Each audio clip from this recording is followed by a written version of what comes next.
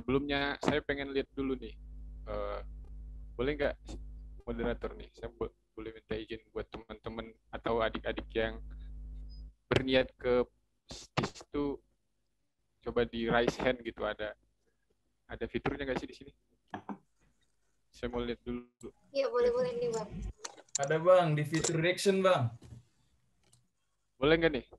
Saya pengen lihat nih, ada nggak? Boleh, Bang. Ya, kepada adik-adik boleh nih yang mau ke Sekolah Tinggi Ilmu Statistik untuk raise hand ya. Ada nih satu. Oke, mungkin ada yang masih ragu buat raise hand ya, atau dua, ini ada dua tadi. Nah, sebelumnya kan belum abang jelaskan kan, siapa tahu nanti setelah abang jelaskan ada yang pengen masuk gitu ke Politeknik Statistika STIS. Oke, saya jelasin dulu. Pertama-tama mungkin saya jelasin dulu. Saya kayak flashback dulu. Dulu waktu saya SMA, di SMA kita, di SMA Plus, ketika pertama kali mendengar STIS itu langsung deg-degan. Langsung kayak, wah ini ikatan dinas, pasti terikat. Terus pasti asrama. Terus orang-orangnya juga di sana IQ-nya tinggi-tinggi, segala macam, kalah bersaing. Terus pemikiran-pemikiran waktu saya SMA, saya ambil lagi nih. Ya kan kampusnya ada nanti. Tunggu aja jam 4 ya. Bisa nggak? Kita jangan aja karena ya, mending jam 1. Kalau kita kelas 1 sambil dia sudah mau ngapain dulu jam 1 kita. Kita di KU-nya di gasnya gitu. Ada suara lain guys? Mungkin yang hostnya bisa di-mute tuh. Di-mute dulu yang pesertanya. Oke, saya lanjut ya. Larang aja Bang Jas Anda. Terus waktu SMA saya juga berpikiran nih, waduh kuliah di Jakarta berat, pasti di ibu kota gitu kan. Kuliahnya jauh dari orang tua. Nah, ternyata waktu itu juga saya nggak ada informasi yang buat saya lebih mengenal STIS, jadi saya lebih eksplorasi di internet gitu.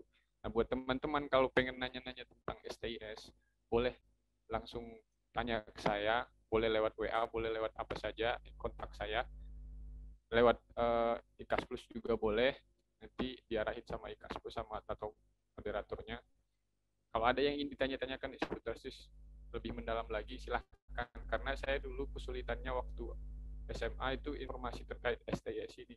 STIS itu gimana sih? Sekolah apa gitu, jurusannya apa? Nanti ketika lulus jadi apa gitu.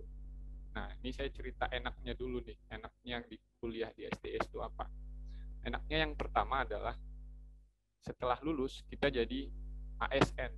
ASN itu kata lain dari PNS. ASN itu aparatur sipil negara, kata lain dari PNS. Jadi PNS langsung diangkat kalau dia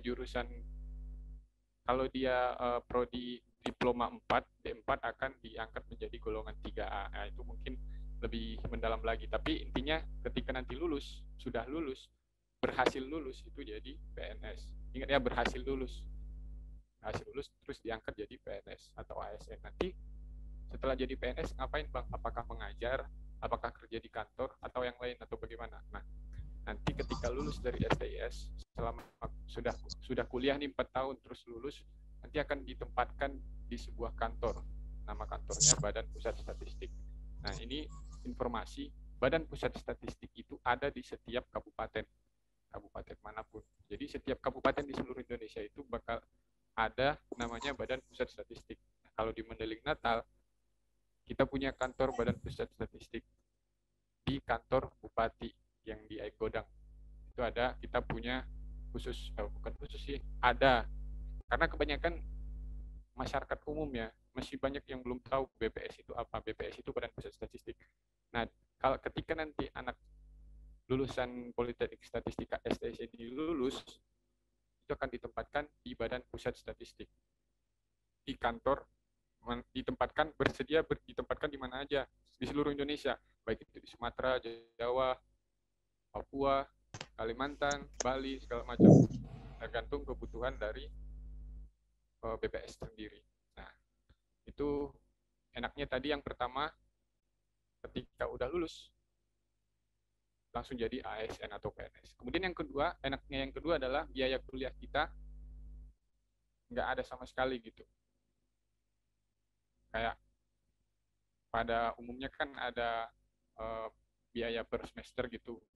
Nah, kalau ini kan namanya kedinasan pasti dibiayai oleh pemerintah. Itu enaknya yang kedua. Yang paling yang dipikirin ketika udah kuliah di sana adalah kos kita, atau kontrakan, atau jajan kita, makan kita, segala macam. Itu yang perlu dipikirkan. Karena untuk beasiswa tersendiri di STS itu cukup jarang ya, karena sudah diberikan juga kan keringanan tidak membayar biaya kuliah apapun. Kemudian enaknya yang ketiga mungkin ada, ini bagi saya ya, waktu SMA itu kedinasan yang nggak asrama. Dulu saya mikirnya saya milih STS karena nggak asrama. STS ini nggak asrama teman-teman sekalian, karena banyak yang masih kira kalau STS ini tuh asrama. Di sini itu kayak perkuliahan yang lainnya, ada kos-kosan, ada yang kontrak gitu, ada bahkan yang tinggal di Jakarta, dia punya kerabat gitu, udah atau tulangnya di Jakarta, terus dia numpang di situ, terus tiap hari dia pulang balik kampus sama rumah kerabatnya. Nah, itu. Kemudian apalagi ya enaknya ya kita bertemu teman-teman dari seluruh Indonesia ya. Waktu itu pada tahun 2017 saya sendiri dari Mandailing Natal, nyampe di Jakarta langsung ketemu sama bermacam-macam orang gitu. Kayak saya ketemu orang Jawa, terus saya ngomong nih, ketika saya ngomong dengan logat Medan saya yang bahasa Indonesia gitu, mereka ngira saya lagi emosi, padahal kan biasa aja. Kita orang Sumatera, apalagi bagian Sumatera, ketika ngobrol, ketika ngomong, mereka pasti beranggapan kita itu sedang tidak baik-baik saja, kayak ngomong betak-betak gitu. Di situ saya menemukan indahnya Indonesia gitu, bahwa ternyata bermacam-macam gitu. Ketika pun mereka marah, orang-orang Jawa di sana marah, mereka nggak bisa marah, kadang cuman diem aja. Jadi saya merasa pengalaman saya bertambah banyak tentang indahnya berteman dengan orang-orang yang berbeda.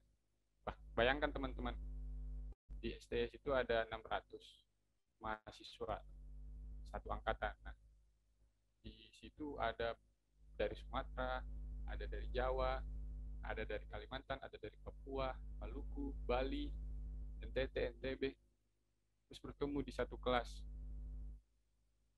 Itu mungkin awal-awal pertama, bulan-bulan pertama masih canggung gitu, tapi selanjutnya bakal asik gitu, punya teman-teman yang beragam.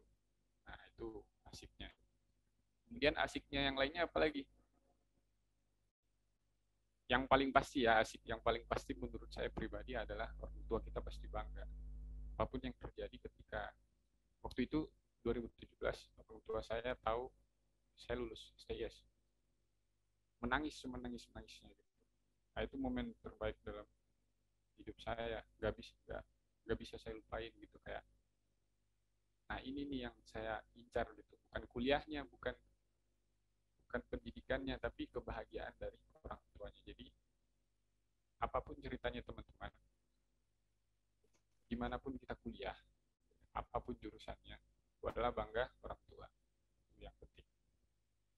Oke, jadi saya sudah cerita nih. Ini moderator berapa menit lagi nih?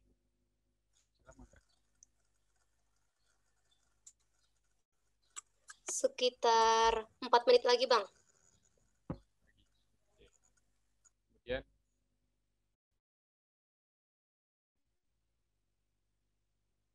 Kemudian oke, saya buka di slide dulu nih.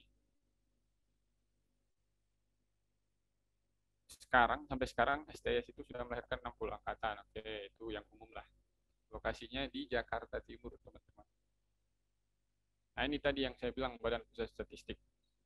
Jadi Badan Pusat Statistik ini ada di setiap kabupaten. Di Mandailing Natal ada, di Sidimpuan ada, di Medan ada, di Padang ada, di Bukit Tinggi ada, di mana-mana ada. Jadi kita nanti lulus bisa ditempatkan di mana aja. Kemudian kegiatan BPS ngapain sih? Nah, nanti kita di kantor kalau udah kerja ngapain sih? Ada sensus. Sensus itu mungkin kalau dibahas sekarang panjang. Tapi intinya sensus itu kayak mendata lah ke rumah-rumah, melakukan perhitungan, ngumpulin data, terus datanya diolah, terus setelah datanya diolah kita berikan kepada masyarakat. Singkatnya gitu. Nah, ini tadi kuliah gratis, jaminan PNS, teman senusantara, pakaian dinas akademik. Kayak kalau pakaian dinas akademik STS warna biru yang yang kayak gini. Yang kayak gini pakaiannya. Terus ini ingat ya teman-teman, Politeknik Statistika itu non militer. Jadi dia bukan asrama dan tidak ada sistem adik kelas, kakak kelas itu atau yang kita tahu kayak senioritas itu nggak ada. Kemudian kegiatannya ngapain sih? Perkuliahan ya itu pasti. Terus ada apel itu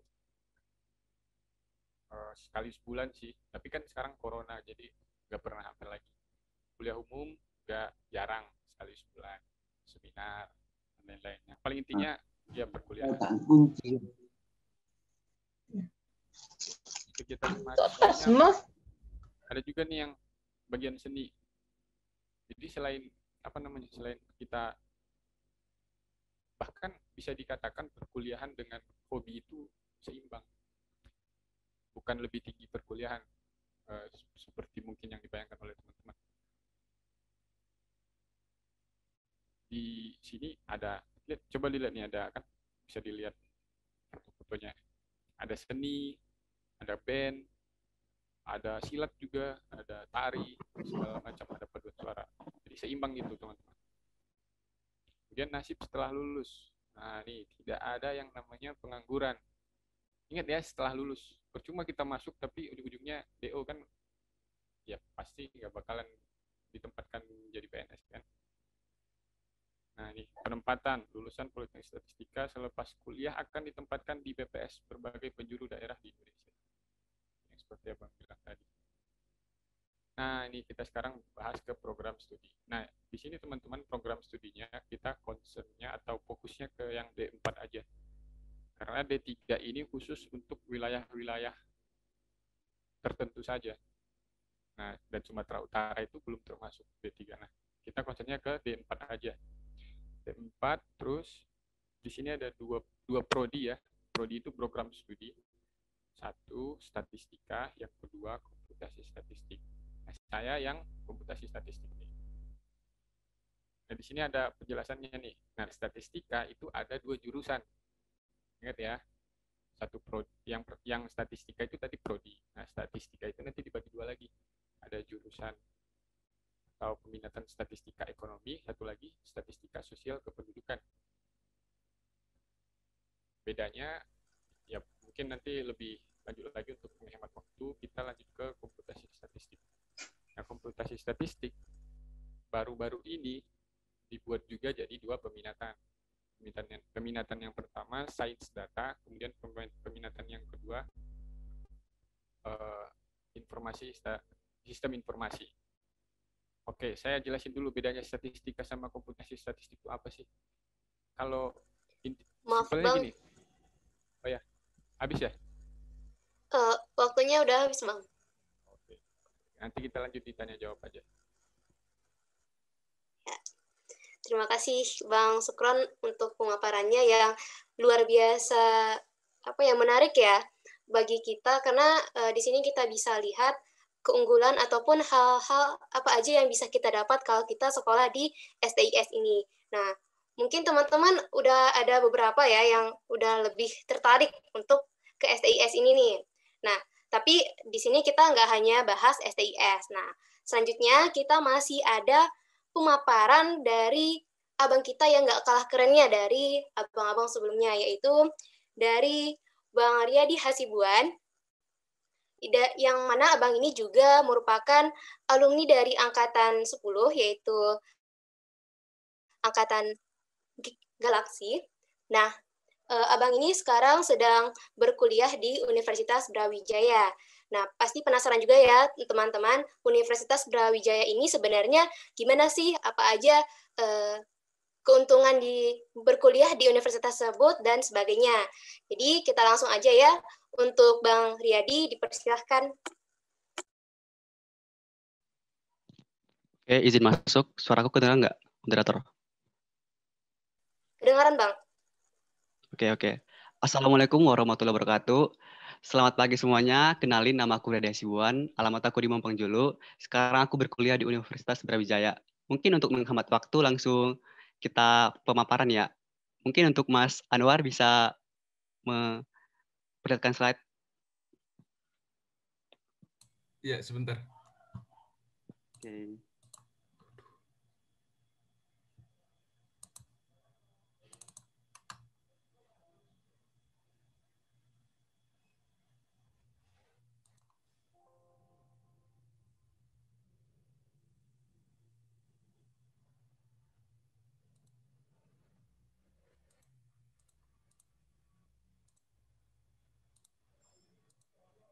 Ini udah kelihatan belum? Bentar lagi loading. Oke, bisa lanjut ke slide selanjutnya. Bisa di full screen nggak, Anwar?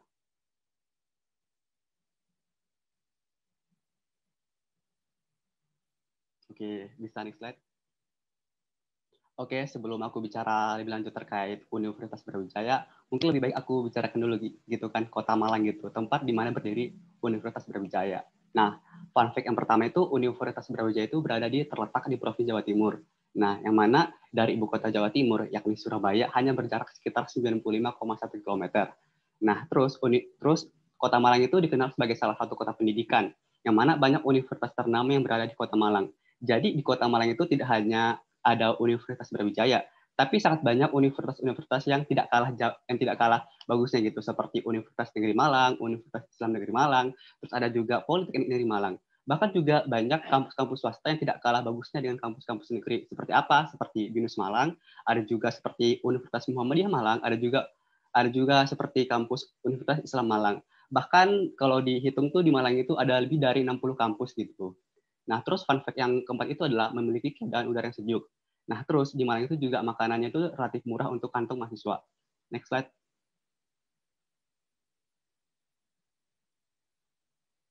Lanjut, next.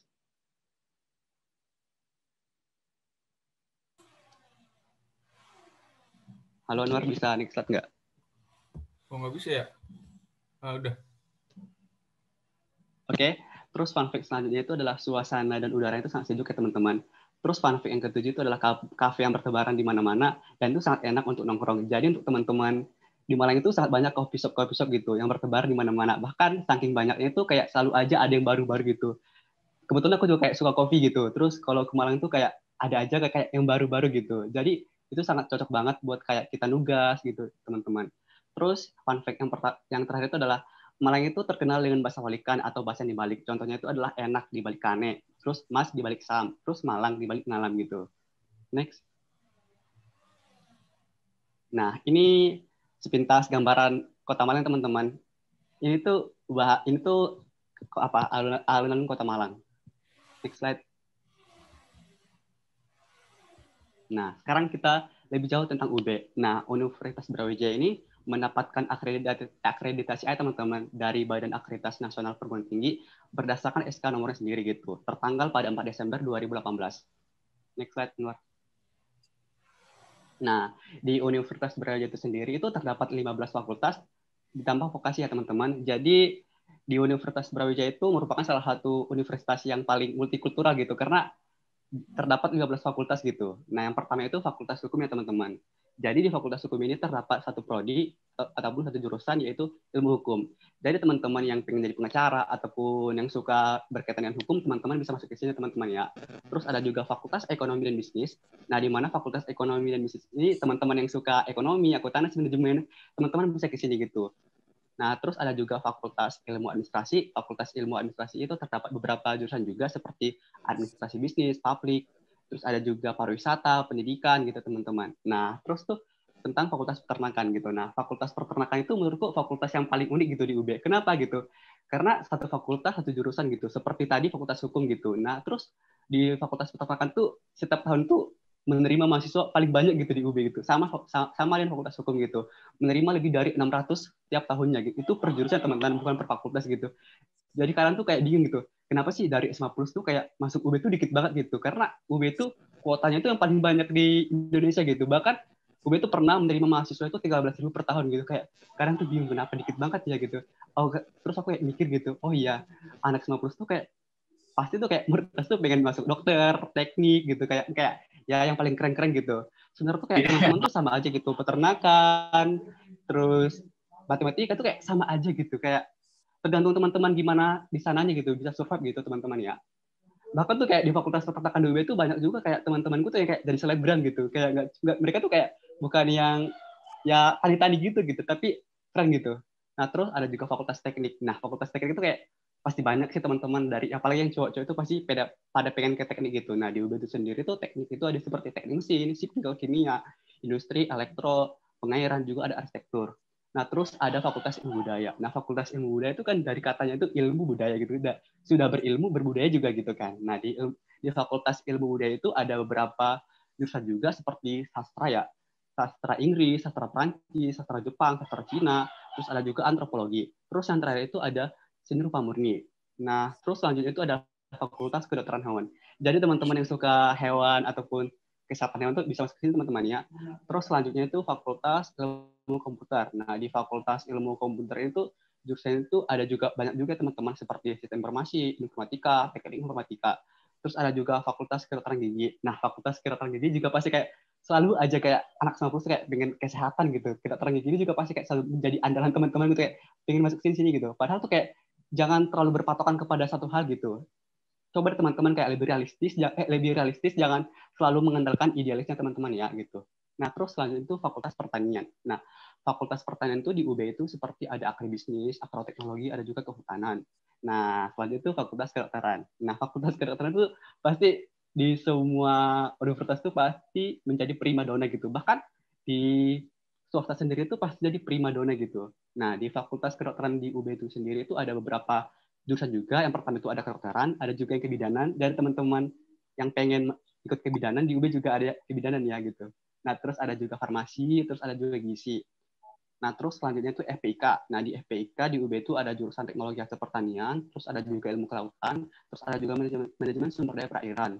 Nah, terus selanjutnya itu ada FMIPA. Nah, seperti yang tadi dijelaskan Bang Anwar ya, di FMIPA itu juga ada biologi, fisika, matematika, statistika, dan aktuaria. Nah, terus selanjutnya itu ada FTP. Nah, di FTP itu ada jurusan seperti teknologi pertanian, terus ada juga teknologi bioproses. Nah, terus ada juga fisik nih. Nah, fisik ini tuh di UB itu ada beberapa jurusan seperti hubungan internasional, ilmu pemerintah, ilmu komunikasi, psikologi, dan sosiologi. Jadi teman-teman intinya kuliah di mana saja itu sama aja gitu. Intinya teman-teman cintai diri teman-teman sendiri gitu, jangan ikutin gengsi gitu. Coba deh teman-teman tanyakan pada diri sendiri, apa sih yang membuat teman-teman itu menjadi lebih baik lagi? Apa sih yang membuat teman-teman itu bisa bermanfaat untuk orang lain gitu? Karena kita hidup tidak hanya bermanfaat untuk kita, tapi juga bermanfaat untuk orang lain gitu. Jadi teman-teman harus mengambil jurusan yang Anda suka, yang teman-teman suka, dan teman-teman mampu dan bisa survive di situ. Terus pesan dari aku juga, teman-teman tuh jadilah salah satu yang terbaik di tempat yang teman suka gitu. Jangan ngikutin gitu.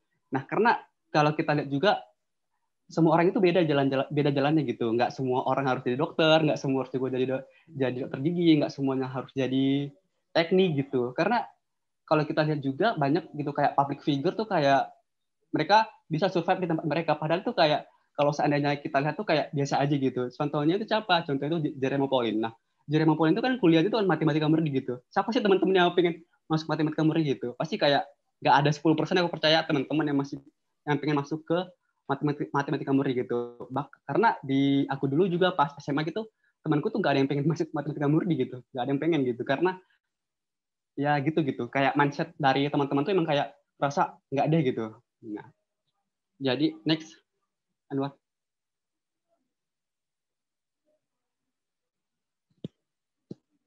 Halo Anwar, next. Ada yang ngambil alih tadi.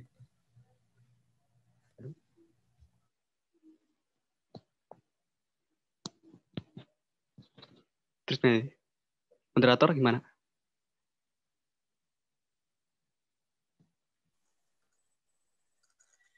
Oke, jadi kalau dihitung-hitung tuh di Universitas Brawijaya itu ada 49 program studi saintek dan ada juga 28 program studi sosium.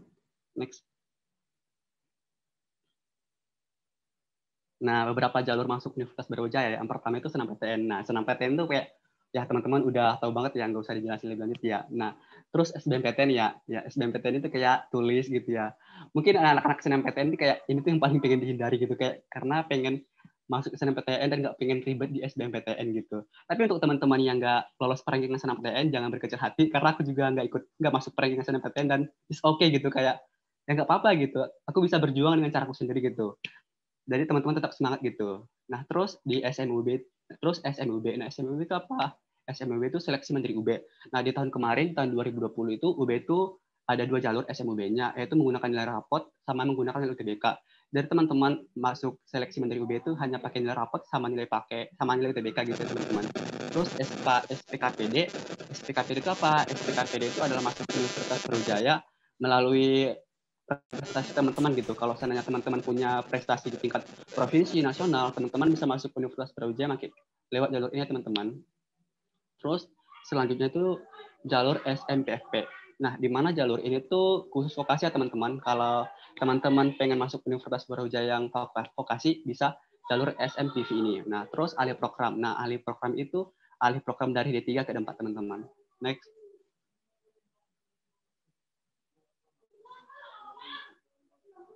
Next slide. Iya, koneksinya sepertinya. Atau Oke.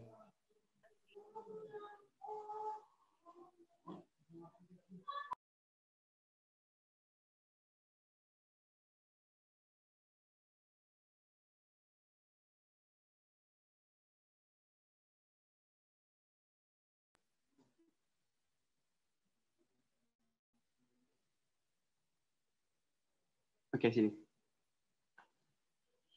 Oke, next. Nah, Universitas Brawijaya itu sendiri itu memiliki 4 kampus ya, teman-teman. Next. Nah, kampus utamanya itu terletak di Kota Malang ya, teman-teman. Terus next. Nah, terus kampus keduanya itu terletak di Puncak Dieng, yang di Malang juga, yang mana kampus ini itu digunakan untuk fasilitas olahraga outdoor dan beberapa fasilitas riset dan fasilitas perkuliahan lainnya. Next. Nah, kampus ketiga itu diperuntukkan untuk mahasiswa program studi di luar kampus utama, yang mana ini terletak di Kota Kediri. Next. Nah, kampus keempat ini tuh terletak di Jakarta, teman-teman, diperuntukkan bagi program pasca sarjana, yaitu S2 dan S3. Next. Nah, Universitas Brawijaya itu seperti yang tadi ya, lokasinya itu sangat strategis, yaitu di antara Kota Malang dan Batu. Nah, terus Universitas Brawijaya itu bekerja sama juga dengan beberapa universitas di luar negeri, seperti universitas di Jepang, Belanda, Australia, dan Amerika Serikat. Next. Nah, ini beberapa fasilitas atau sebagai alat penunjang mahasiswa dalam kampus gitu. Yang pertama itu ada gedung UKM, ada juga UB Sport Center. Next. Ada juga gedung Semanta Grida, ada juga Gor Pertamina UB. Next. Ada juga perpustakaan UB, ada juga asrama UB. Terus ada rumah sakit UB, terus ada rumah sakit hewan pendidikan UB. Next. Maaf, Bang. Terus ini tuh Oke. Kami bisa moderator. Ya, waktu pemaparannya Moderator sudah habis. Ya, sudah habis, Bang. Terima kasih untuk teman-teman semuanya. Semangat.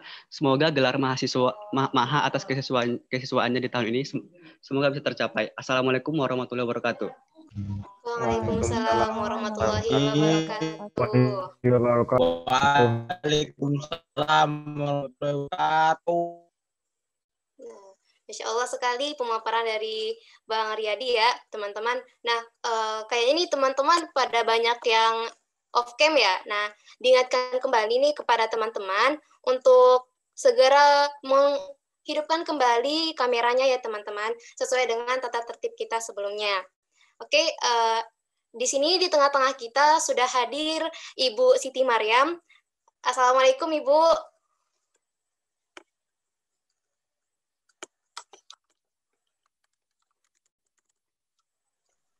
Waalaikumsalam.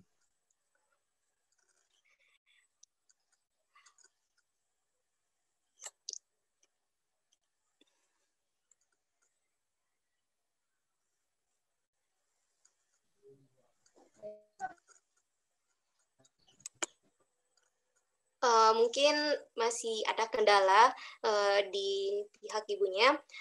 Oke nih teman-teman, mungkin kita lanjut aja ya.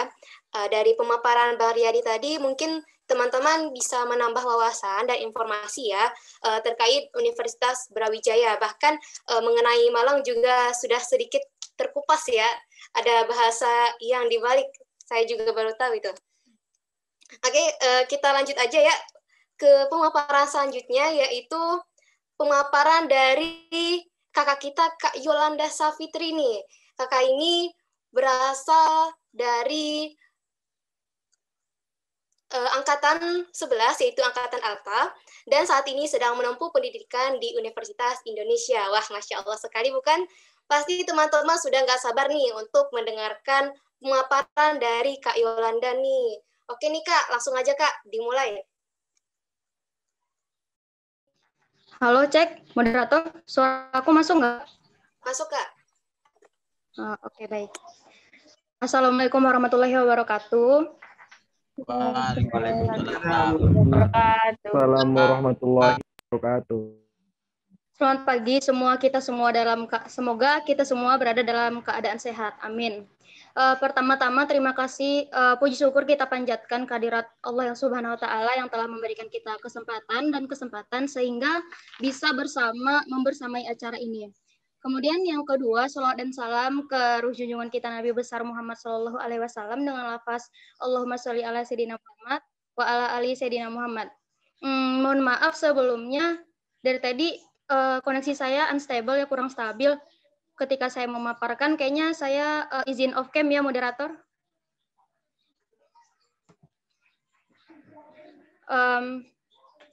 Baik, perkenalkan saya Yolanda Syafitri, alumni dari SMA Negeri 20 Panyambungan, angkatan 2018, tahun lulus 2018 dan sekarang sedang menempuh pendidikan di program studi Geofisika. Halo? Suara saya terdengar? Iya. Dengar. Oke. Singkat saja. Oke, teman-teman semuanya. Sebelumnya mohon maaf, presentasi yang akan saya bawakan ini bersifat semi formal, mulai dari PPT-nya, penggunaan kata, dan penyampaian. Jadi ini akan santai aja ya. Langsung aja ke slide pertama, ini judulnya Sosialisasi Dunia Kampus. Kita akan membahas seputar dunia perkuliahan memasuki masa-masa akhir SMA. Banyak banget kan yang bikin galau, kayak bimbang soal pilihan kampus dan jurusan yang akan diambil, bingung membagi waktu antara mendalami materi UN atau SBM, juga kita mikirin waktu berpisah antara teman dan sahabat kita juga udah semakin dekat. Even mungkin banyak dari kita udah di akhir gini masih belum tahu sebenarnya kita minat di mana dan bakat kita apa. Semua yang saya jelaskan tadi adalah hal yang wajar dan sangat umum terjadi untuk siswa-siswa kelas 12 di masa-masa akhir seperti sekarang ini. Oke, next.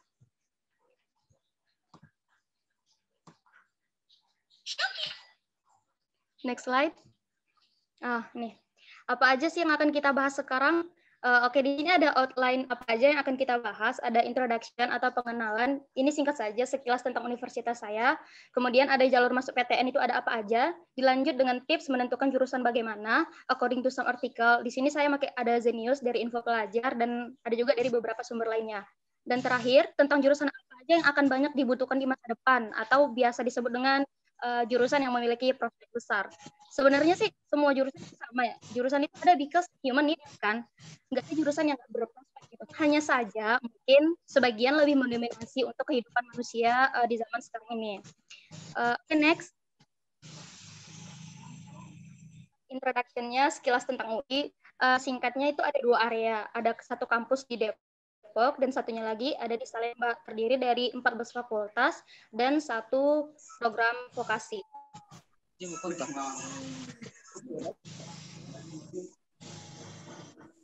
Nah, kampus UI Depok itu lahannya hampir sekitar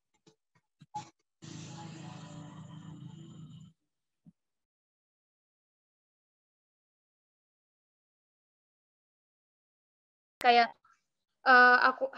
aku ambil dari Google Earth itu dengan nuansa atmosfer yang green campus, bisa dilihat dari maps ini itu berdasarkan data lahan yang digunakan untuk keberlangsungan akademik itu cuma sekitar 25% dan sisanya 75% itu berupa area hijau berwujud hutan kota. Jadi walaupun generally Depok itu bisa dikatakan lumayan panas, tapi di dalam UI itu akan terasa adem dan asri, teman-teman. Ada beberapa layanan di UI, tapi yang saya ambil itu beberapa yang ikonik aja. Di antaranya ada perpustakaan. Perpustakaan itu sering kita sebut sebagai Crystal of Knowledge, yang sudah berbasis Digital Library Online Information System. Jadi, kalau misalnya pengunjung kalau kita datang ke perpustakaan itu, kita bisa secara langsung mencari di mana posisi buku yang kita inginkan, ataupun mengunduh koleksi-koleksi yang disediakan dalam bentuk e-book. Perpustakaannya ini terdiri dari 8 lantai. Kemudian selanjutnya itu ada gambar bis kuning, transportasi umum mahasiswa yang selalu lewat setiap 1 kali 5 menit. Dan ini tuh gratis, teman-teman, untuk siapa aja yang ada di dalam UI, baik mahasiswa maupun yang bukan. Jam operasinya itu dari jam 7 pagi sampai jam 9 malam.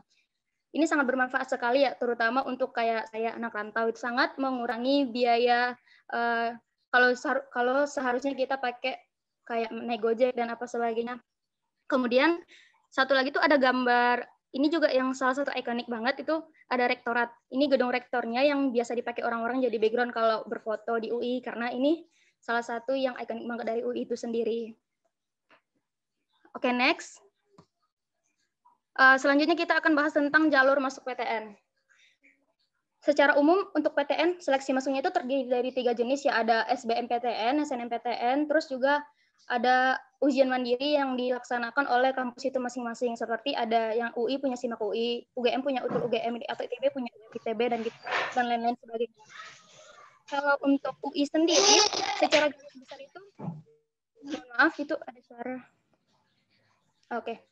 Kalau untuk UI sendiri secara garis besar terbagi menjadi 2, ada yang reguler, ada yang paralel. Reguler itu sama halnya dengan jenis seleksi PTN yang lain, ada SNM, SBM, dan ujian mandiri, yaitu tadi SIMAK UI.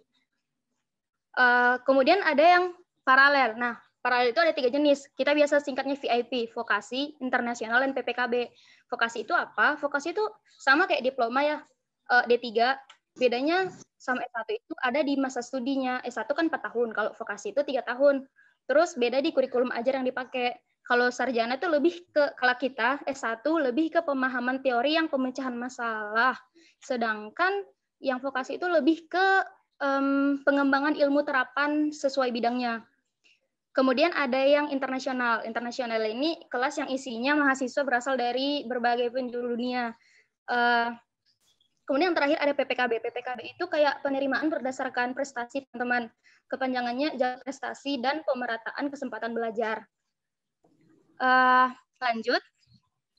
Next slide.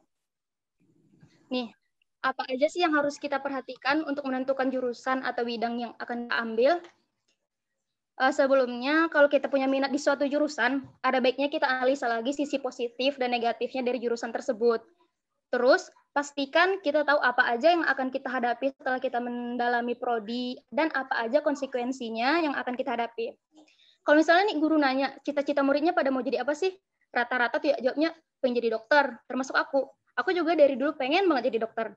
Sebetulnya nih ya, nggak ada salahnya sama sekali kalau mau jadi dokter. Tapi masalah itu, kalau niatnya setengah hati, ini akan bahaya.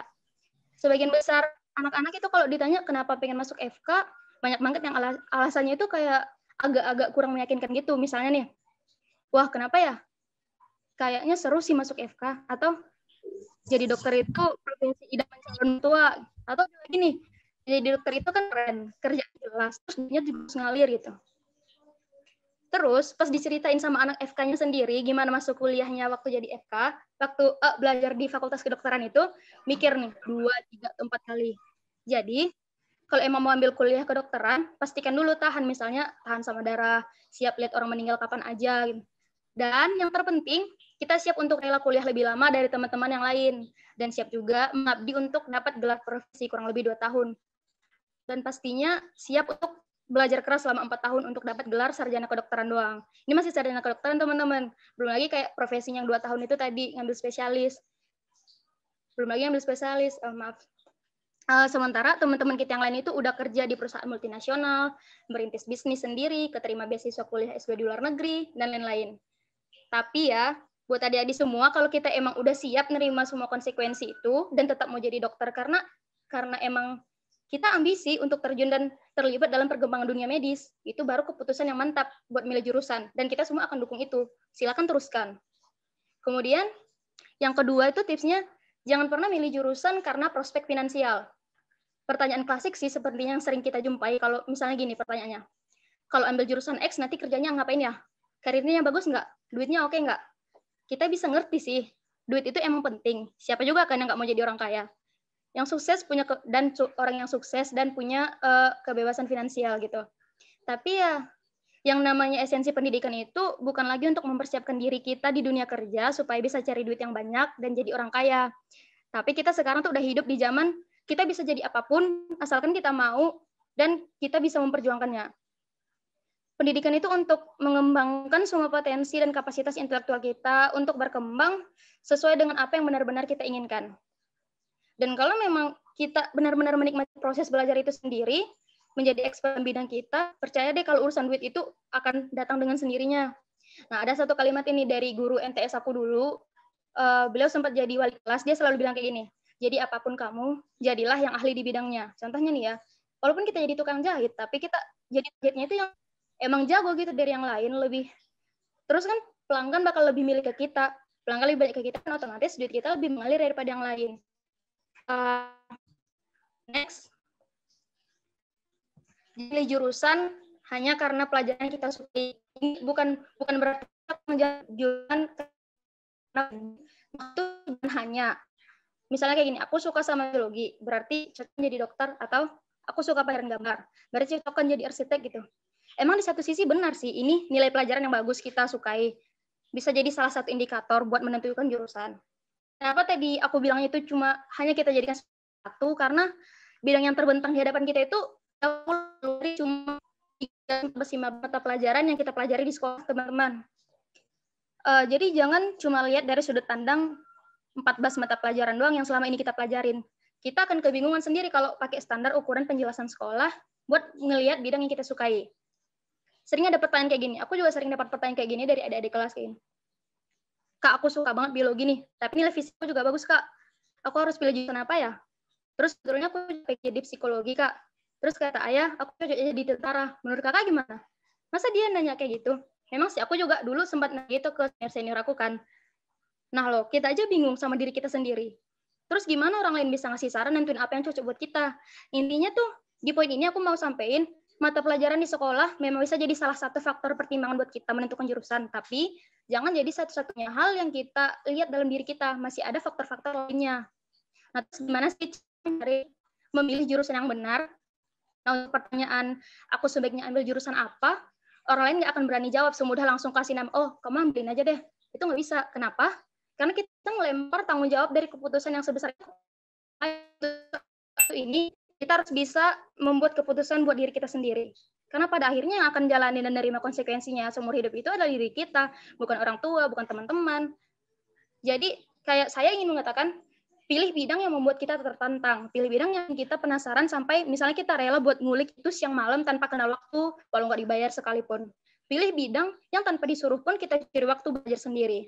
Atau tanpa sadar, suka cari-cari di internet, atau pilih jurusan yang memicu sense of wonder dalam diri kita. Yang di pengetahuan yang ingin kita tekuni sampai akhir. Kalau kita udah nemu bidang yang menurut kita seperti ini, terus cari jurusan pada bidang itu, entah bisa di kedokteran, fotografi, hukum, apapun itu. Kalau kita udah nemuin bidang yang bikin kita tertantang ini, nggak akan ada lagi tuh pertanyaan semacam, kalau jurusan X ini kerjanya nanti ngapain? Prospek gajinya gede nggak? Jurusan ini sebenarnya belajarnya ngapain aja sih nantinya? Kalau di kepala kita masih berputar-putar pertanyaan yang seperti ini, kita layak khawatir ya teman-teman. Bisa nanti kuliah, kita masuk ke mahasiswa katanya jurusan. Jadi, langkah pertama cari tahu jurusan A belajar apaan, jurusan B belajar apa, terus kita baru mikir kira-kira cocok nggak sama kita. Terbalik guys, justru kita yang harus balik nanya ke diri kita sendiri dulu. Bidang pekerjaan apa yang membuat kapasitas kita tertantang, hal apa yang bisa bikin kita nggak tidur karena penasaran. Kalau udah tahu bidang kita itu, baru deh kita cari tahu jurusan apa yang relevan dengan bidang yang membuat kita tertantang ini. Next slide. Maaf, Kak. Oh, udah habis ya? Oh, oke, nggak apa-apa. Iya, waktunya udah habis, Kak.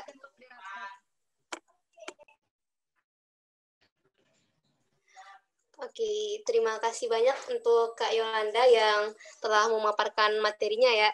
Mungkin di sini teman-teman udah mulai terjawab ya segala kegalauannya di penghujung kelas 12 ini untuk menentukan jurusan. Tadi juga Kak Yolanda udah bagi tuh beberapa tips untuk memilih jurusan agar kita itu nantinya nggak nyesal kuliah di jurusan itu. Masya Allah sekali, bukan? Nah, kita masih ada nih satu lagi pemateri yang nggak kalah luar biasanya dan nggak kalah kerennya. Nah, siapa dia? Dia adalah abang kita, Bang Rizky Habibi Alamsyah, dari angkatan yang sama dengan Kak Yolanda Sapitri, yaitu dari angkatan 11, angkatan Alta, dan saat ini sedang menempuh pendidikan di Institut Teknik Bandung, Masya Allah. Nah, langsung aja nih Bang, dimulai pemaparannya. Assalamualaikum warahmatullahi wabarakatuh. Waalaikumsalam warahmatullahi wabarakatuh. Sebentar ya, saya share materinya dulu.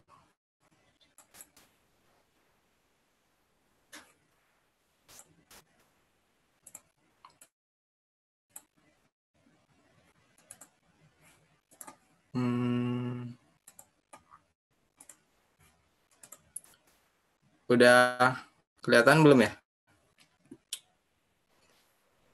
Belum.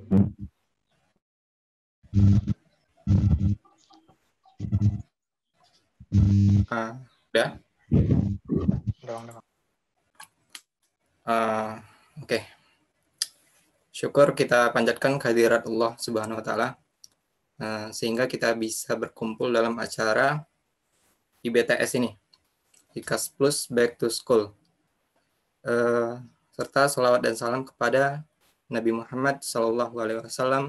Allahumma sholli ala Muhammad wa ala ali Muhammad. Baik, teman-teman dari angkatan 14, angkatan Garuda ya tadi namanya. Siap, iya Bang. Jadi Abang jadi teringat dulu Abang sempat mengusulkan nama Garuda ke angkatan Abang juga gitu.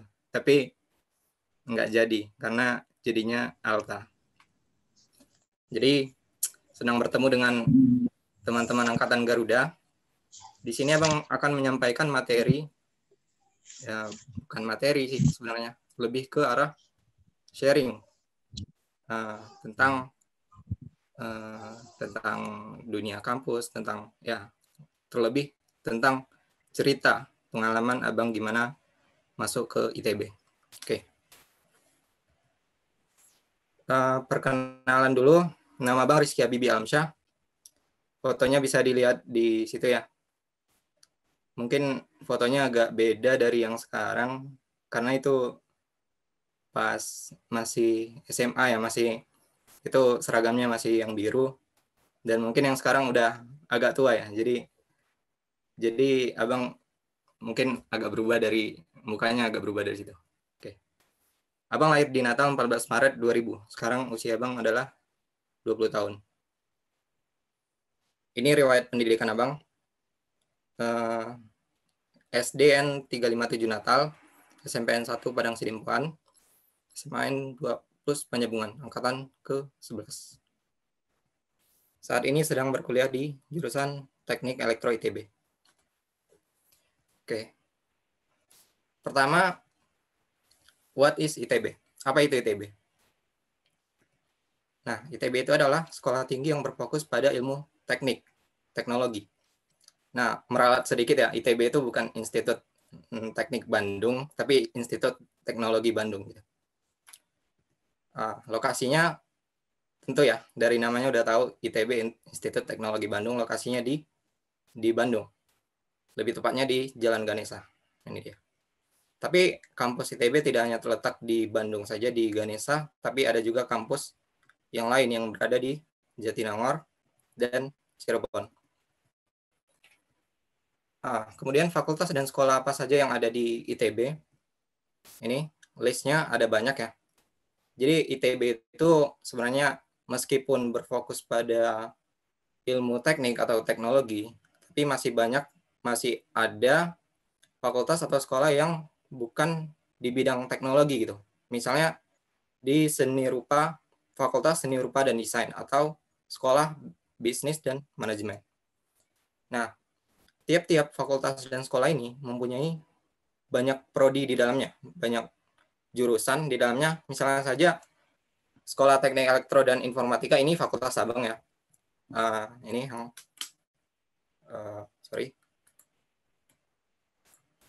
ini yang bawah. Sekolah Teknik Elektro dan Informatika ini Fakultas Sabang. Ini ada 6 prodi di sini, termasuk jurusan Abang sendiri adalah Teknik Elektro.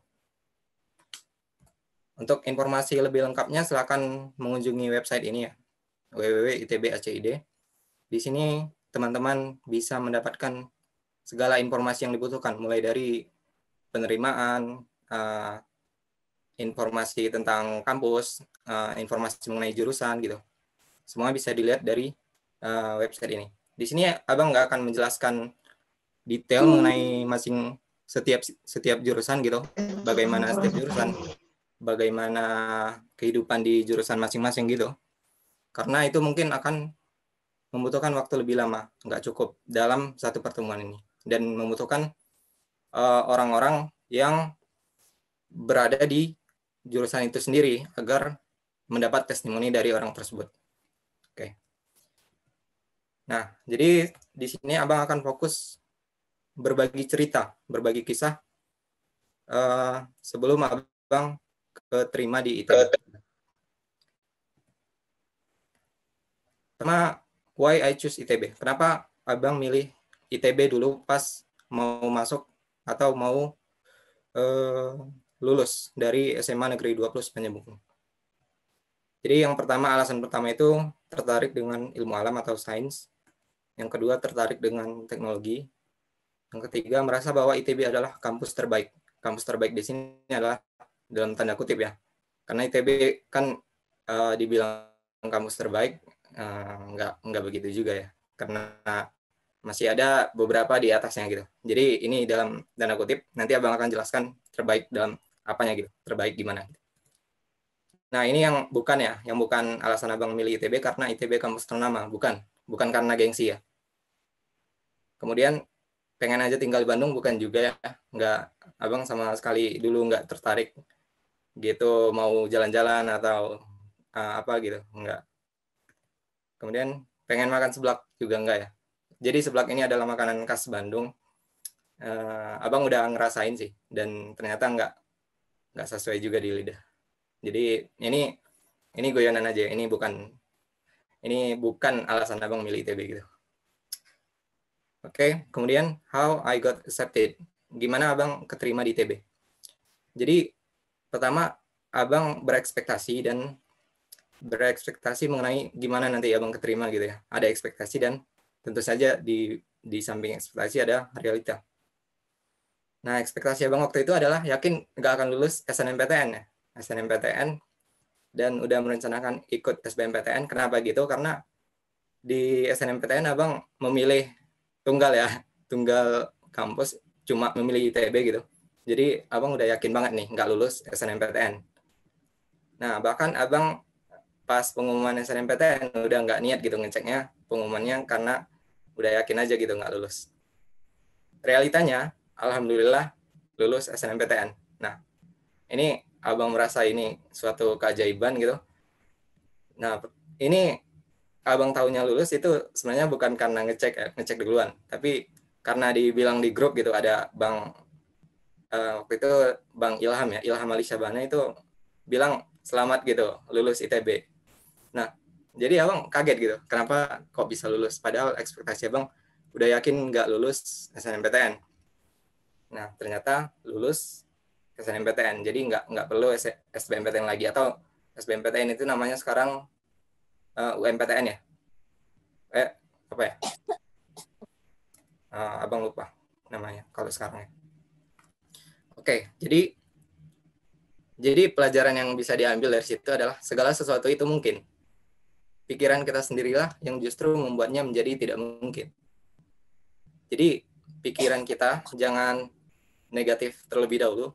Kita harus percaya bahwa segala sesuatu itu bisa terjadi. Jadi nggak ada yang nggak mungkin gitu. Justru pikiran kita sendiri yang membuat kita itu nggak mau berusaha dahulu karena kita udah yakin nggak akan berhasil gitu. Next, ini alternative timeline. Jadi kalau ada teman-teman yang suka nonton serial Marvel atau X-Men mungkin paham ya bagaimana itu alternative timeline. Jadi gimana kalau dulu abang dulu kita itu nggak menjalani itu gitu. Nah, ini abang jelasin ya secara singkat dulu. Jadi pertama abang kan di SMP Negeri 1 Padang Sidimpuan. Kemudian abang ke SMA Negeri 20 Panjabungan dan sekarang di ITB. Nah, di balik ini abang dulu sebenarnya punya pilihan jalan lain ya. Dari setelah lulus SMP itu ada pilihan lain ya. Abang berencana yang lain juga sebenarnya. Ada yang pertama itu SMA Plus Matauli. Ini disarankan oleh guru abang dulu. Masuk ke sini aja gitu katanya. Kemudian SMA Negeri 1 Padang Sidimpuan. Ini diusulkan oleh teman abang. Nah, kenapa abang memilih SMA Negeri 20 Panjabungan? Ini abang memilih SMA Negeri 20 Panjabungan. Abang memilih jalan ini, bukan ini atau yang bawah. Ya, karena di sini disarankan oleh orang tua dan testimoni juga dari kakak dan abang sepupu dari abang yang sudah bersekolah di sini. Katanya SMA Negeri 20 Panjabungan itu kualitasnya sangat bagus gitu. Oke. Nah, jadi SMA Plus Matauli enggak dan SMA Negeri 1 Padang Sidimpuan juga enggak. Jadi abang memilih SMA Negeri 20 Panjabungan. Nah, kalau semisal abang ke SMA Plus Matauli atau SMA Negeri 1 Padang Sidimpuan, apakah juga bisa masuk ITB gitu? Belum tahu ya, tentu saja kita nggak tahu apa yang akan terjadi. Bisa saja ke yang lain, bisa saja nggak tercapai gitu. Dan kita semua nggak tahu gitu. Jadi jalan yang abang tempuh ini, jalan yang ini dari SMP 1 Sidimpuan, SMA Negeri 20 Panjabungan, dan sampai ke ITB, itu menurut abang adalah jalan yang paling terbaik yang sudah ditetapkan oleh Yang Maha Kuasa gitu. Nah, jadi ini quotes-nya, memilih yang terbaik adalah salah satu usaha yang dapat kita lakukan untuk mencapai tujuan. Namun kita harus meyakini bahwa hasil yang kita dapat tak terlepas dari ketetapannya. Yang dibalik itu pasti ada keajaiban yang mungkin tidak kita duga-duga. Jadi dimanapun apapun hasilnya yang kita peroleh, mungkin tidak sesuai dengan pilihan kita gitu ya. Kita kan udah memilih ini kan usaha yang kita usahakan agar mendapat yang terbaik gitu ya. Dan ternyata tidak tercapai gitu. Bisa jadi yang ditetapkan kepada kita, yang bukan kita pilih itu justru yang lebih baik gitu. Jadi pasti ada keajaiban di balik ketetapan Yang Maha Kuasa. Oke, ini what should I do? Ini ada beberapa saran dari abang. Do's and don'ts. Yang do's ini yang dilakukan, yang don'ts ini jangan dilakukan ya. Ya, pertama yang harus kita lakukan adalah berusaha yang terbaik, berusaha menentukan pilihan yang terbaik gitu. Nah, jika bingung dalam menentukan pilihan, bertanyalah dan minta saran. Bisa ke orang terdekat, bisa ke orang tua, bisa ke guru, bisa ke teman, bisa ke orang yang kita percaya juga gitu. Atau gunakan metode semacam Ikigai. Mungkin teman-teman belum tahu Ikigai ya, atau udah tahu. Ini Ikigai ini diajarkan di waktu abang awal tahun di ITB gitu. Di waktu ini kenapa layar abang kecoret ya? ada yang maaf, ada yang ngambil kontrol ya? Oke, kita lanjut aja. Jadi ikigai ini adalah metode dalam menentukan pilihan hidup gitu, jalan hidup. Mungkin teman-teman bisa cari cari ikigai ini di internet dan baca-baca gitu. Ini juga bagus banget buat jadi pedoman menentukan pilihan hidup. Kemudian berdoa agar diberikan hasil yang terbaik. Tentu saja ya, kita jangan melepaskan doa ini dalam setiap usaha yang kita lakukan. Yang terakhir, kita harus ikhlas dan berlapang dada dalam menerima hasil apapun, baik itu baik maupun hasil itu buruk gitu. Oke. Kemudian yang jangan dilakukan adalah jangan memilih hanya karena sekedar ikut-ikutan, gengsi ataupun popularitas. Jadi kemana orang ke situ kita itu nggak boleh ya, tentu saja. Kemana teman kita ikut-ikutan gitu. Jadi pasti harus ada alasan kenapa kita memilih jalan tersebut gitu. Oke. Kemudian yang selanjutnya jangan memilih yang terbaik menurut kebanyakan orang, tapi pilih yang terbaik untuk diri kita sendiri. Nah, ini yang Abang maksud yang terbaik tadi, yang dalam tanda kutip terbaik itu adalah. Maaf, Bang. Oh, iya. Waktunya udah ini ya. Maaf. Ya, kita skip saja. Oke, ini yang terakhir. Permata tetaplah permata meski di dalam lumpur sekalipun. Bukan soal di mana kita berada, tapi usaha dan kerja keras dimanapun kita berada itu yang lebih penting. Oke, terima kasih semuanya. Semoga apa yang Abang sampaikan bermanfaat. Assalamualaikum warahmatullahi wabarakatuh. Waalaikumsalam warahmatullahi wabarakatuh. Waalaikumsalam warahmatullahi wabarakatuh.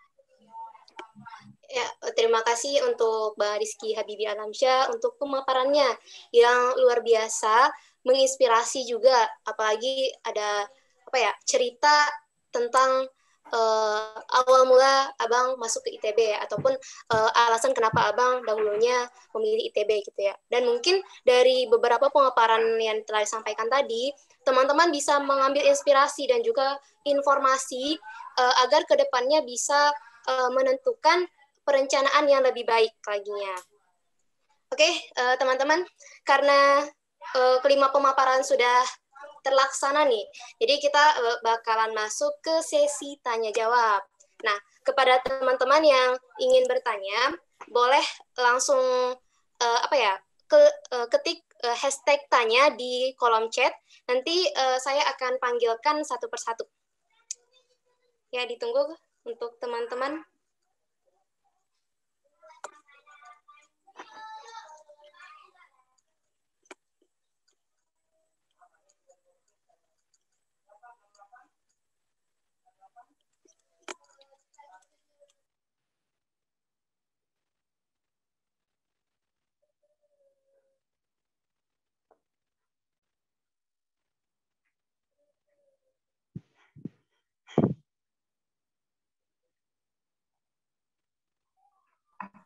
Ya, bisa juga bagi teman-teman yang ingin bertanya, menggunakan fitur raise hand ya, agar nanti kita panggil dan kita persilahkan untuk bertanya. Kalau ada, gimana? Chat. Lihat chat, weh. Enggak, raise hand ya.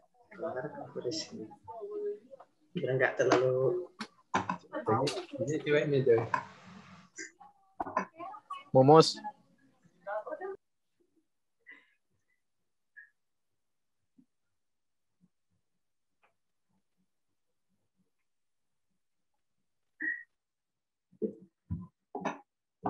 Izin tanya dong, wih, udah tes channel.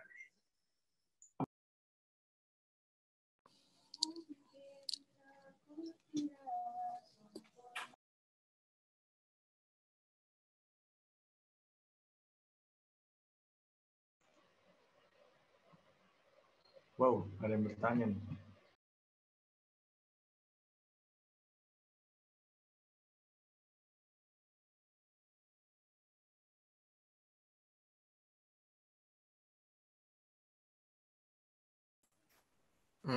Nggak ada pertanyaan ya? Untuk Bang Muhammad Ali Mustafa, raise hand. Boleh bertanya nggak ini, Kak? Boleh, Bang. Boleh, Bang. Ini nih, saya mau nanya nih buat yang Bang Rizky dari ITB. Saya tertarik dengan ITB nih. Nah, saya kan di ITB kan tadi banyak fakultas dijelaskan. Nah, kira-kira kalau saya masuk ke ITB, jurusan yang prospek ke depannya itu paling bagus itu apa, Bang? Gitu. Kalau dilihat dari sekarang, gitu.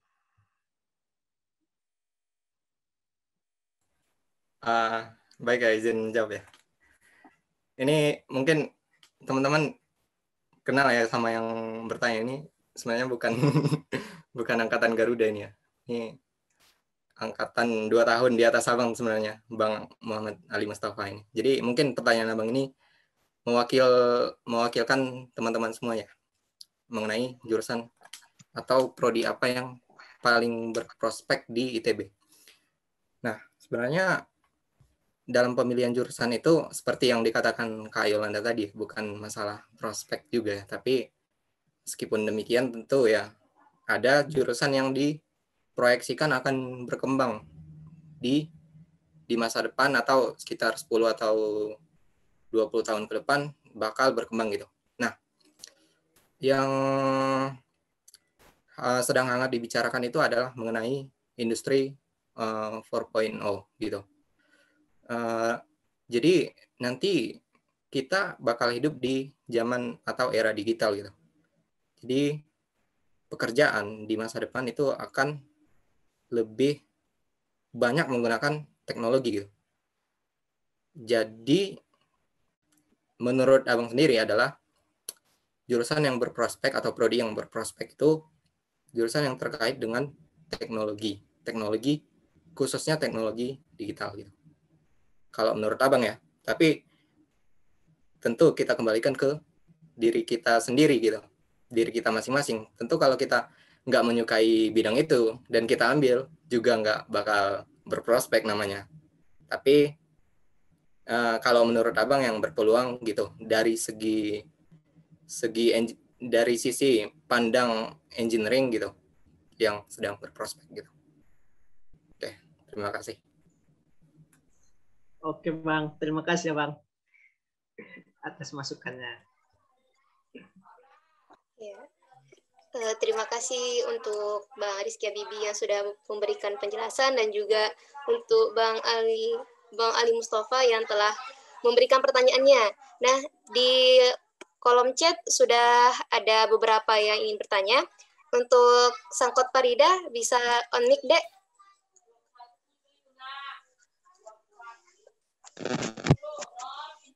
Halo.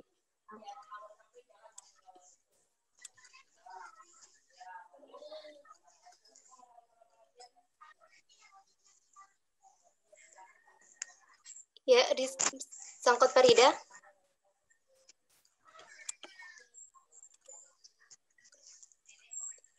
Silakan on mic, kemudian sampaikan nama, kemudian pertanyaan, dan ditujukan kepada siapa pertanyaan tersebut. Oke, dipersilahkan. Baiklah, Assalamualaikum warahmatullahi wabarakatuh. Perkenalkan, nama saya Sangkot Farida dari kelas 12.1 SMA Negeri 20 Penyambungan. Jadi untuk kakak-kakak dan abang-abang sekalian, sebenarnya pertanyaan saya ini ditujukan untuk kakak-kakak dan abang-abang yang sudah memasuki dunia kampus. Dan pertanyaannya itu adalah, apakah perbedaan yang sangat signifikan antara dunia kampus dan dunia sekolah menurut abang-abang dan kakak-kakak sekalian? Perbedaannya itu mengenai pergaulan, cara belajar, maupun tentang kehidupannya. Sekian, terima kasih, Kak. Ya, terima kasih Sangkot Farida untuk pertanyaannya. Nah, karena pertanyaannya ini termasuk general ya, jadi untuk abang dan kakak yang tadi memaparkan materi, boleh bergantian untuk menjawab pertanyaan Sangkot atau mewakili saja gitu. 1 atau 2 orang untuk mewakili jawaban dari Sangkot Farida.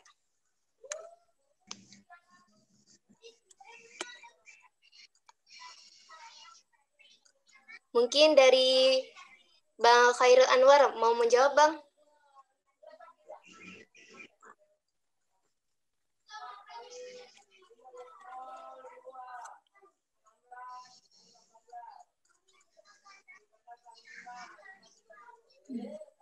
Ini, Bang.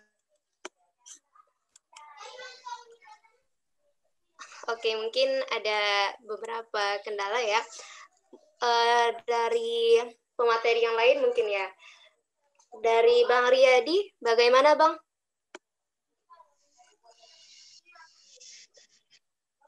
Oke, baik. Saya akan menjawab pertanyaan dari Sangkut Parida tadi. Tadi Sangkut Parida nanya, apa sih perbedaan antara apa sih kehidupan di SMA dan perkuliahan ya? Oke, kalau menurut saya sendiri itu beda banget ya. Mulai dari jamnya gitu kan.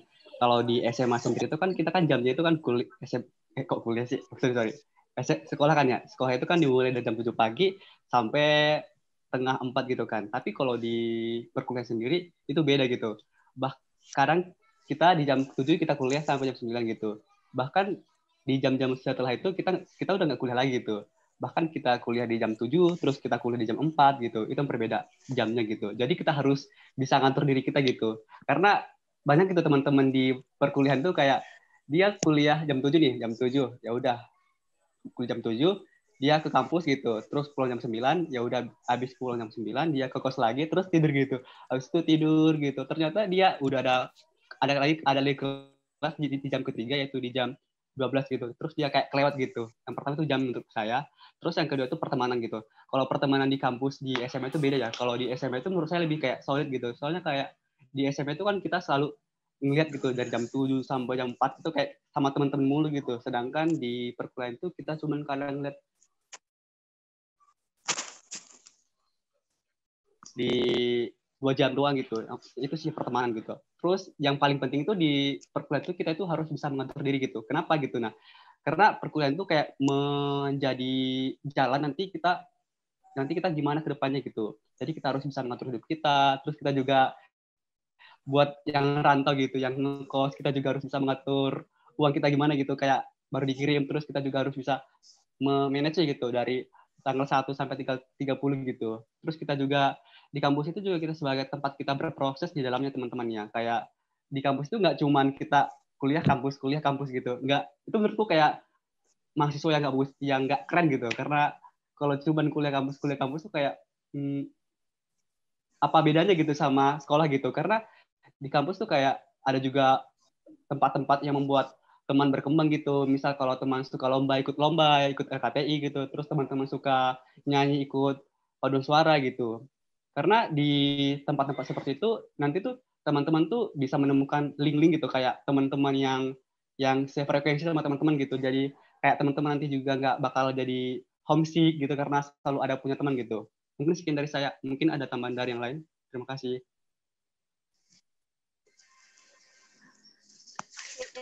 Terima kasih untuk Bang Riyadi atas jawabannya. Mungkin dari Abang dan Kakak sekalian ada yang ingin ditambahkan?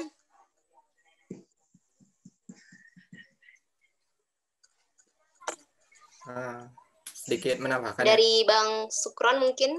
Oh ya, Bang Rizky Habibie, silahkan Bang. Jadi sedikit aja.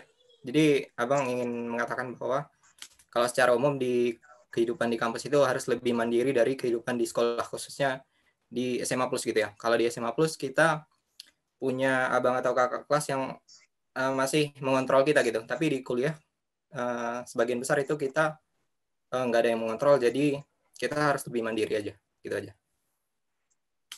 Oke, terima kasih Bang Rizky Habibie atas tambahannya. Mungkin dari Sangkot Parida pertanyaannya sudah terjawab ya? Terima kasih atas jawabannya kepada Bapak sekalian.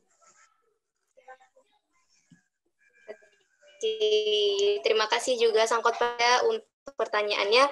Mungkin kita lanjutkan ke pertanyaan selanjutnya, yaitu ada pertanyaan dari Suci Armelia. Ya, kepada Suci Armelia bisa on-mic.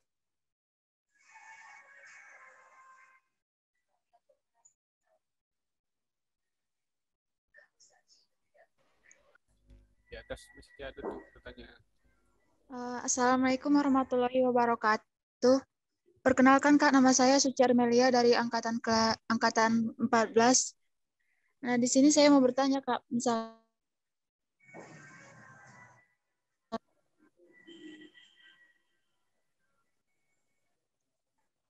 misalnya kita kayak milih jurusan sesuai kemauan ortu gitu kan Kak. Terus misalnya entah udah di setengah jalan, tiba-tiba kita kayak merasa salah jurusan gitu Kak. Menurut orang Kakak sama Abang, gimana cara mengatasinya?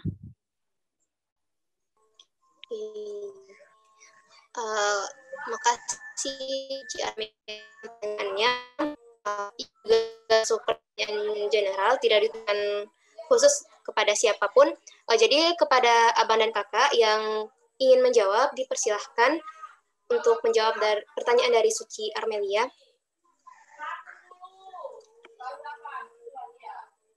Mungkin dari Bang Sukron Al-Amin ingin menjawab, Bang? Ya, boleh. Kedengaran, Kak? Kedengaran, Bang?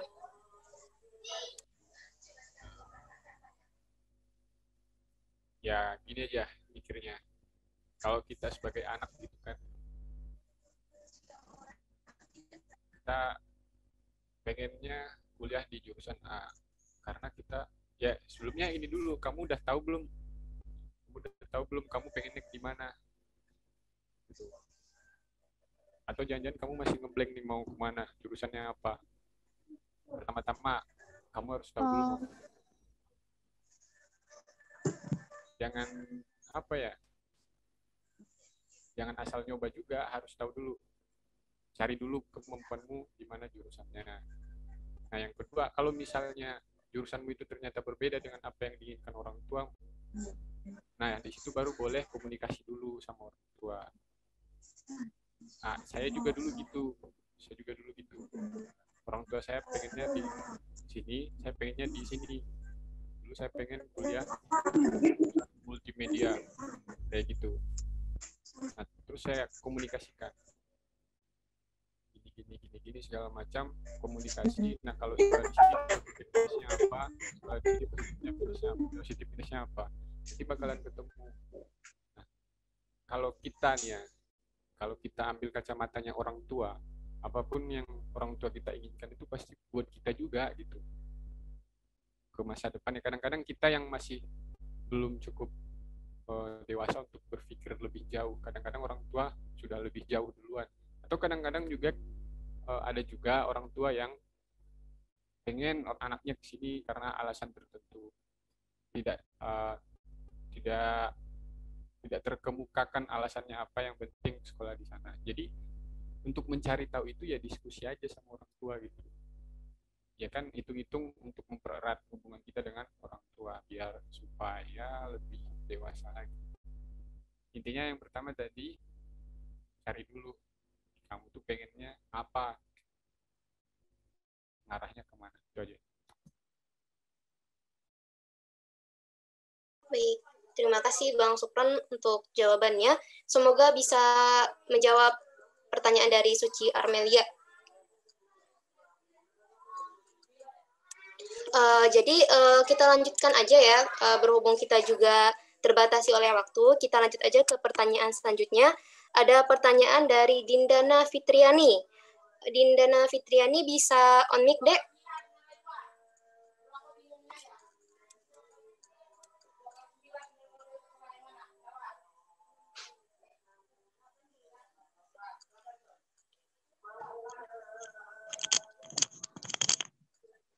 Halo Kak, Assalamualaikum warahmatullahi wabarakatuh.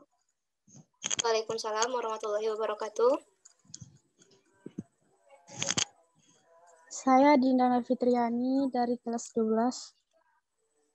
Saya ingin bertanya tentang Universitas Diponegoro. Dari informasi yang saya dapatkan dari guru BK, Kak, sejak beberapa tahun terakhir ini sudah sangat jarang siswa 90 lulus dengan PTN. Dari sejak kapan, Kak? Tahun berapa? Tahun berapa siswa 90 lulus di Undip? Terima kasih, Kak. Oke, Baik, terima kasih pertanyaannya Dinda. Nah, mungkin pertanyaan ini bisa langsung dijawab sama Bang Anwar ya. Silakan Bang. Iya. Jadi siapa ya penanyanya? Dinda ya. Ya, kalau masalah masuk ke Undip, terakhir masuk undangan atau SNMPTN itu 2017. Itu teman saya Edwin Alfarizi, hanya saja Edwin ini ngambil di STAN. Tapi prosedur yang dilakukan oleh saudara Edwin itu udah baik. Jadi dia itu nggak keluar ngilang tiba-tiba gitu. Jadi dia udah bayar UKT, udah masuk gitu. Jadi menurut saya itu bukan suatu masalah ya. Nah, pada tahun 2017 sendiri saya juga daftar SNMPTN-nya itu di Undip. Terus saya itu nggak masuk SNMPTN Undip. Nah, saya coba lagi di SBMPTN, pilihan kedua saya Undip dan lolosnya di Undip gitu deh.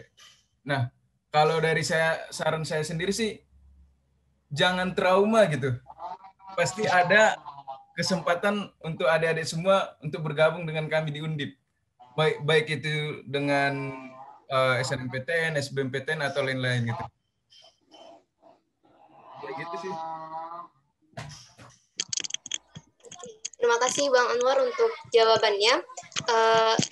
Untuk Dindana, apakah pertanyaannya sudah terjawab, Dek? Terima kasih Bang, sudah Kak.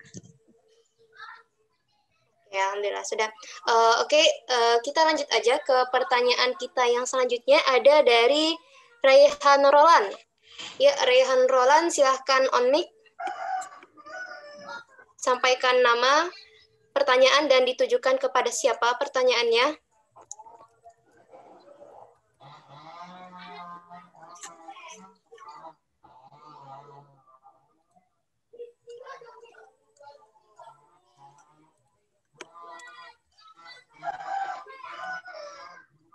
Oke, karena mungkin ada kendala di Raihannya sendiri, saya akan menyampaikan pertanyaannya. Pertanyaan dari Raihan adalah, jurusan paling bagus antara Kesling atau Gizi, Bang? Nah, ini kira-kira ada yang ingin menjawab nggak dari Abang dan Kakak sekalian?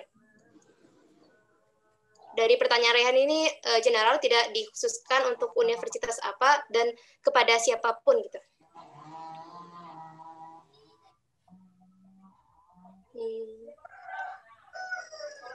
Mungkin dari Kak Yola ingin menjawab, Kak.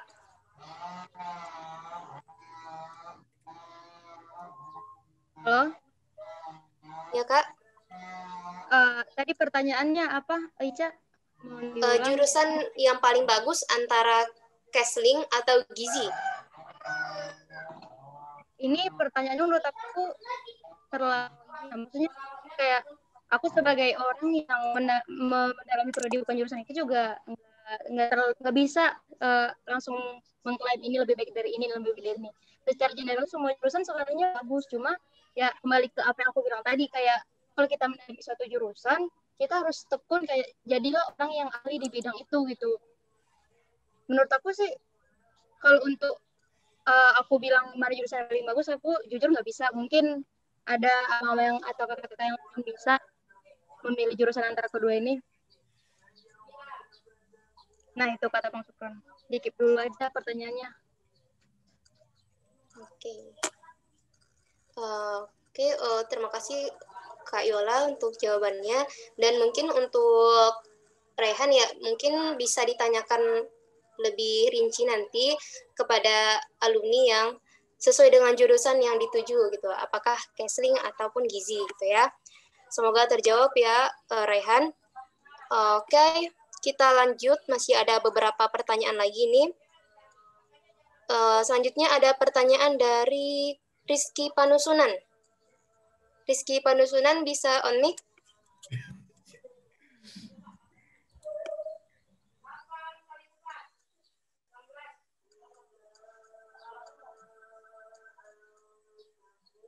Ayo Bang Sunan, mana Bang Sunan? Sepertinya maksud dari Panusunan ini bukan bertanya, tapi lebih kepada meminta pendapat. Oke, mungkin Panusunan malu ya untuk on mic, jadi Bang Ucun Saya pemalu. bacakan saja.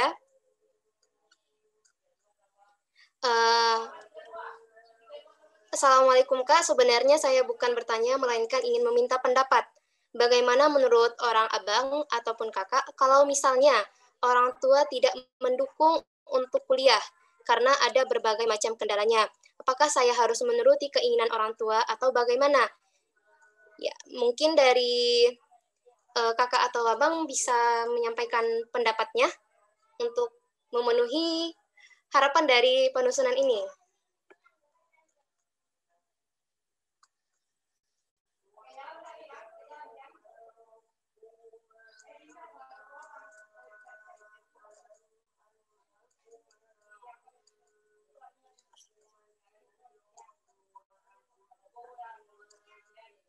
Mungkin dari Bang Sukron bisa menyampaikan pendapatnya, Bang.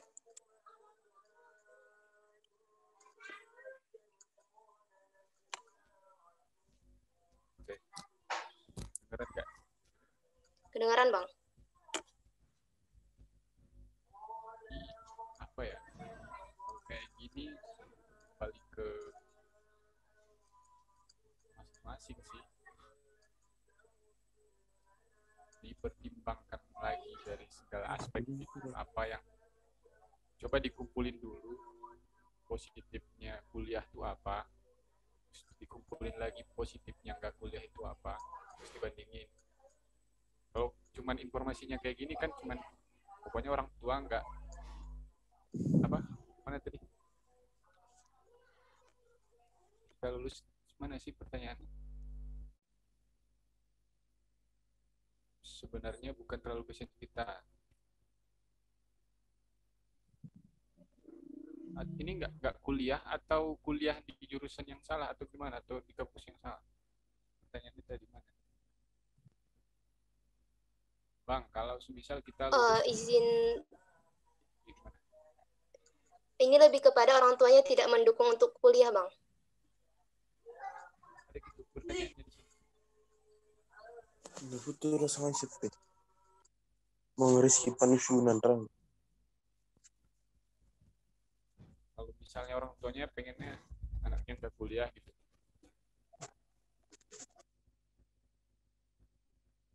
Saya bingung juga mau jawabnya gimana karena harus tahu dulu permasalahannya.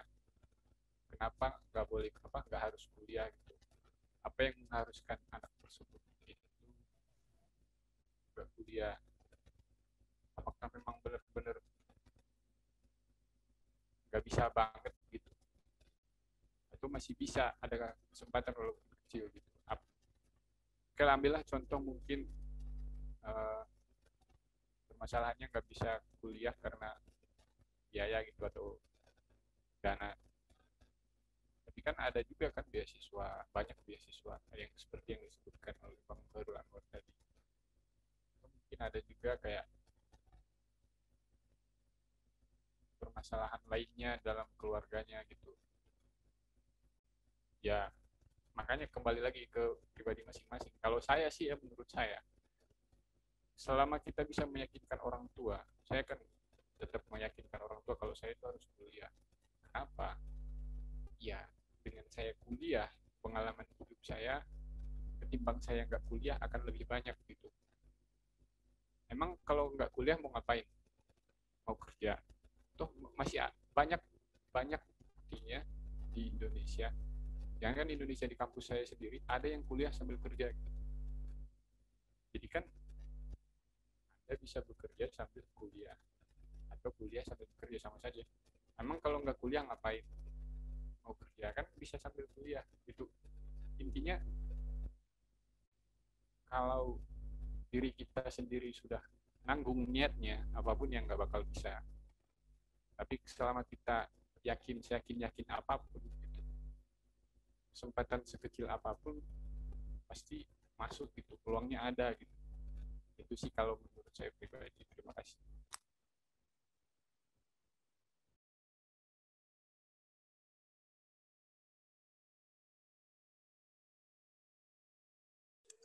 Oke, terima kasih Bang Sukron. Di sini saya ingin meminta maaf sebelumnya. Jadi pertanyaan tadi ternyata bukan disampaikan oleh Bang Rizky Panusunan. Mohon maaf sekali lagi, Bang. Jadi ini ada pertanyaan ataupun meminta pendapat dari seseorang adik dari kelas 12 yang tidak ingin disebutkan namanya gitu ya. Sekali lagi saya mohon maaf kepada Bang Rizky Panusunan untuk kesalahannya, atas kesalahan yang saya lakukan. Mungkin langsung ke pertanyaan dari Bang Rizky Panusunan.